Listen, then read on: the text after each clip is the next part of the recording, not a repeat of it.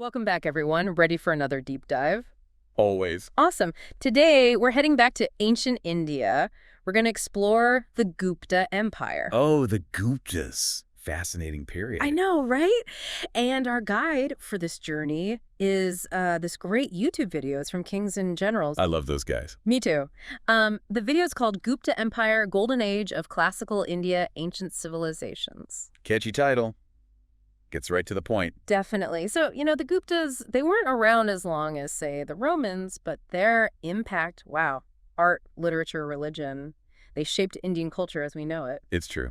Their legacy is immense. So the big question is, how did they do it? How did they pull off so much in a relatively short time? Well, first we got to set the stage. Think of India after the Maurya Empire had collapsed. Okay, so not a unified India anymore. Not even close.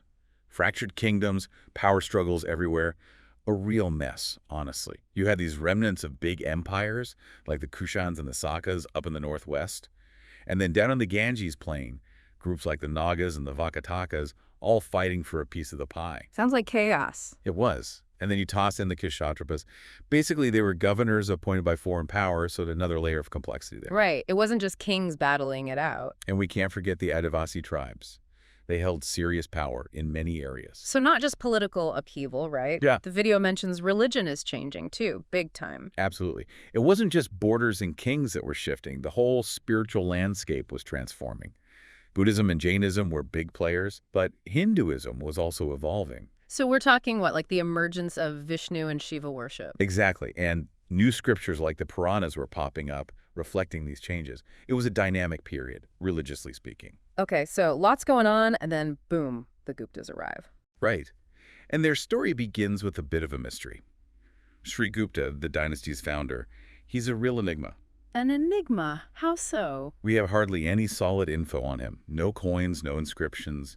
His reign is pretty much shrouded in mystery. So how do we know he even existed? Well, we know he must have been a capable leader. He managed to establish a power base in Magadha, the heartland of the old Maurya Empire. Wow, talk about ambition. It's like setting up shop in Rome after the Roman Empire fell. Exactly.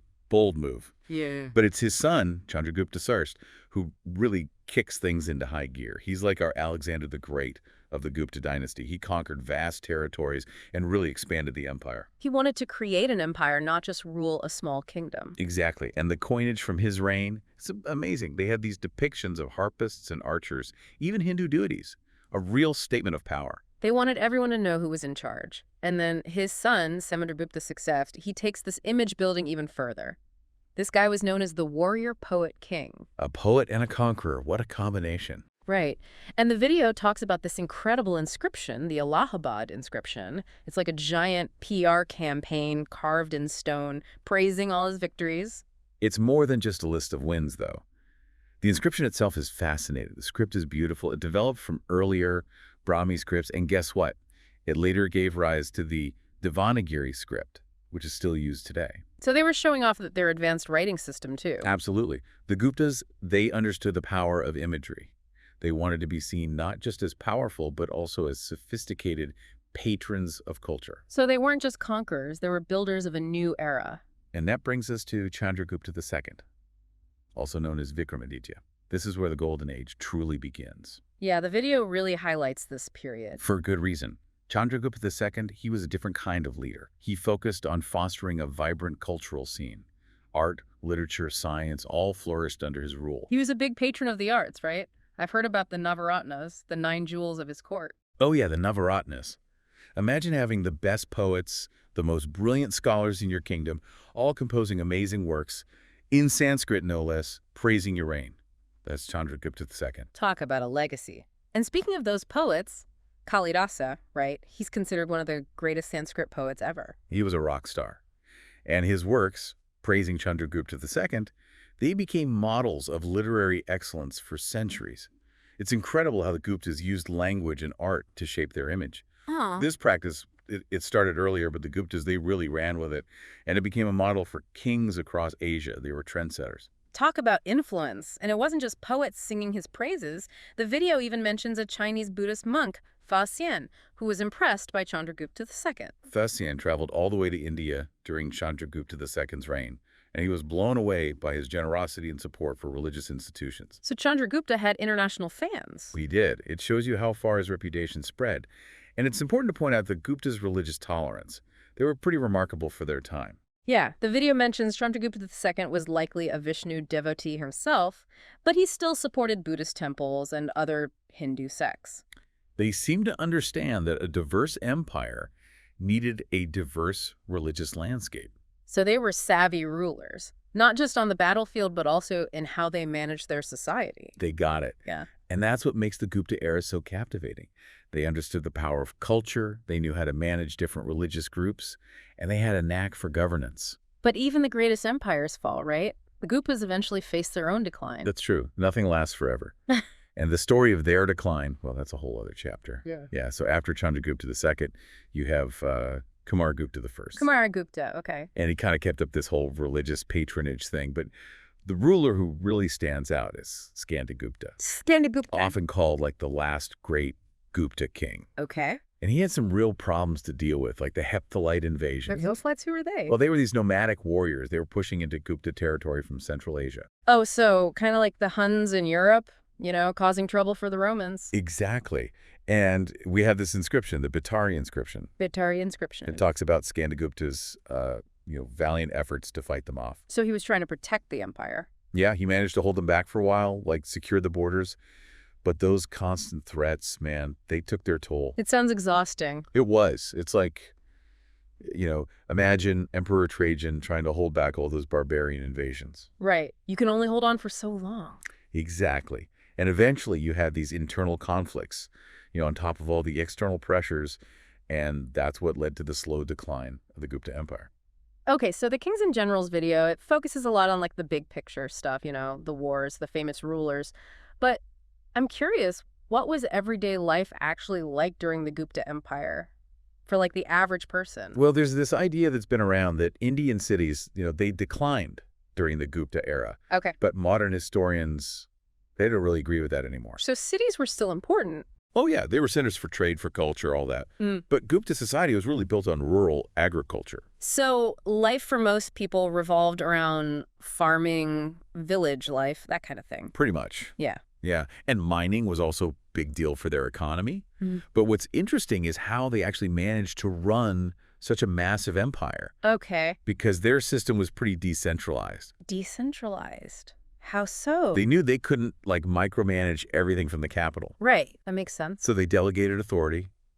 They gave power to local rulers, religious figures, even those Adivasi tribes we talked about earlier. So they really spread the responsibility around. Yeah, it was a system based on trust and, everyone sharing the burden. That's pretty smart for the time. And didn't they also use marriage to solidify their power? Oh, yeah. All the time they'd marry off family members to make alliances, Classic power move. It's like a tried and true strategy. Definitely shows how strategic they were in keeping things stable. Okay, so let's come back to our original question. What makes the Gupta era so special? Why do we call it a golden age? Well, you got to remember, terms like golden age, they can be a bit loaded. So? They often reflect the biases of historians looking back at the past. Right. But even considering that there's no denying the Gupta period was a time of amazing achievements. Right. It's like they laid down a blueprint for Indian civilization, a framework that kept evolving even after their empire was gone. So what were some of those groundbreaking achievements that make this period stand out? Well, think about it. This was the time of Aryabhata, the mathematician, who came up with the concept of zero. Zero. That's pretty fundamental. It is. Yeah. It's like the foundation of math as we know it. They also made big leaps in astronomy. They were using knowledge from the Greco-Roman world, too. Wow. So there was like a global exchange of ideas happening back then. Exactly. And what about literature? Sanskrit poetry was huge during this time. What kind of stuff were they writing? Well, they had these works called kavya. It was this sophisticated form of poetry, explored all sorts of themes. Love, nature, even philosophical ideas. Sounds deep. It was. And it wasn't just about rhyming. It was about expressing the human experience in these beautiful ways. So a real explosion of creativity. And we can't forget about art and architecture. The Guptas really left their mark there. Totally. Gupta art is visually stunning. It grew out of earlier styles like Mathura, Gandhara, Varanasi, but they developed their own unique characteristics. Right. The video shows that amazing example from the Dashavatara temple. Oh, yeah. It's dedicated to Vishnu. He's chilling on Shesha, the king of snakes, with Lakshmi, his wife, massaging his feet. It's like a divine spa day. It's such a cool image, and it shows how the Guptas mixed mythology, spirituality, and artistic skill. But they didn't just focus on Hindu themes either. Buddhist and Jain art was still thriving, showed their commitment to religious diversity. It's cool how they worked their beliefs into their architecture, too, like with the Udaygiri temple complex. It wasn't just about making pretty buildings, right? Nope. That complex was designed to manage water. Think about it, water is essential. And the Guptas, they understood that. They mixed their spiritual beliefs with practical solutions, to take care of their people. So like a blend of the sacred and the practical. Exactly. Like the Varaha statue there, or Varaha is the boar avatar of Vishnu, right? Right. And he's linked to this story about rescuing the earth from a flood. So the statue, it's like a symbol of the connection between spirituality and water. Okay, that makes sense. And speaking of deeper meaning, let's talk more about religion. We've touched on their tolerance and support for different faiths, but it seems like they played a key role in shaping Hinduism as we know it. Oh, absolutely. They kept supporting places like Nalanda University, a major center for Buddhist learning, but at the same time you have the rise of the Brahmins, the Hindu priestly class. So how did that happen? Well, the Brahmins, they were seen as experts in lots of stuff like politics, astrology. Kings and rulers relied on their advice, so they got tax breaks, land grants. Their power grew a lot during the Gupta era. So while they were cool with other religions, they also helped make Hinduism the dominant faith in India. You could say that. We see the old Vedic gods kind of fading away. Vishnu and Shiva become the main guys. Yeah. And you have these new sacred texts, the Puranas, popping up, reflecting the politics and society of the time. So a real turning point for Hinduism. It was. And that's one of the big takeaways from our deep dive today. The Guptas' impact on India, it went way beyond their time and power. Their influence, it lasted for centuries, shaped Indian culture, religion, and thought. So even though their empire crumbled, their legacy lived on. Big time. It's amazing that their influence stuck around long after they were gone. Yeah. It really speaks to their accomplishments. But we got to remember, the Gupta era, it wasn't perfect. Like any historical period, it was complicated. Right. Now society is a utopia. So what are some things we should keep in mind when we think about the Guptas? Well, for one, the video, it mostly shows us the elite world. Grand temples, beautiful art poets and scholars. But what about the regular folks? The farmers, the merchants, the craftspeople. Their stories are often hidden. It's a good point. History is about everyone, not just the powerful people. Exactly. And the Gupta era was no different. We see signs of other forms of Hinduism too, like Shaktism and lesser-known cults. It suggests a more diverse religious landscape than we might think. So there are many different experiences within the empire. Absolutely. And while we celebrate their successes, it's important to remember there were likely inequalities, social hierarchies that affected people's lives. It's like when you look at a tapestry. From far away, it looks perfect. But up close, you see all the different threads, the imperfections, the things that make it unique. That's a great analogy. Yeah. And that's why history is so cool. It's not just about facts and dates. It's about understanding how human societies work, the good and the bad, the victories and the struggles. Now, before we wrap up, the video leaves us with a thought-provoking question. What if the Gupta Empire had lasted longer? What if they'd figured out how to deal with all those conflicts and pressures?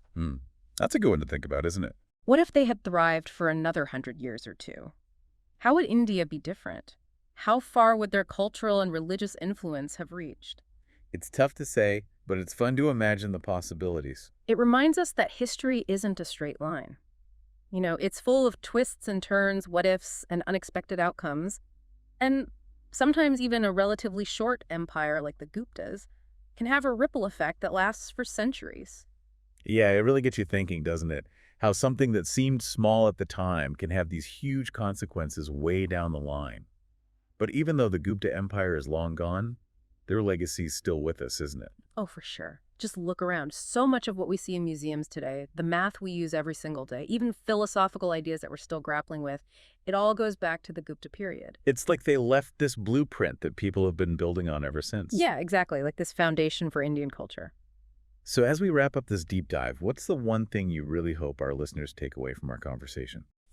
I think the big thing is that history, it's not just about memorizing facts and dates. It's about understanding the human experience across different times and cultures.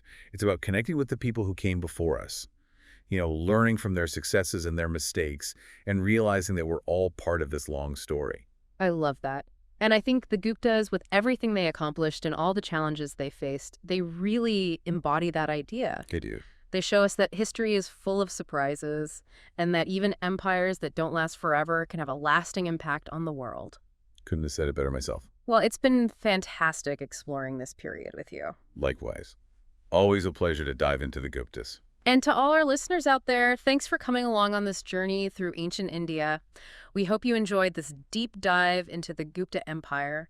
Until next time, keep exploring, keep questioning, and keep diving deep into history.